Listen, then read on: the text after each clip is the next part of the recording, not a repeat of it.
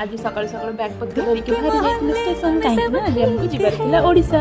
cab book करके बाहरी गलु station गए स्टेशन में पहुंच के मो भाई एठी तुझसे जो बैग धरिकी मजा है वेट कहाँ वो फाइनली वेट करथिला ब्रेकफास्ट केते आसीबो फाइनली हम ब्रेकफास्ट आसीगला मांगे ना माफिया ब्रेकफास्ट तो छाड़ो तेरी चाहत स्टाइल मार बदला स्टाइल मार मेरे साला हम वेट करथिला हम भद्रक स्टेशन जो पे मेरा फाइनली वो अच्छा अच्छा मेरे ट्रेन ही आते थे डोटा खुले दिन ट्रेन को बाय बाय कर देले से पहला रास्ता रे हम भी चलू अब तेरी चाहत ने बदला मेरे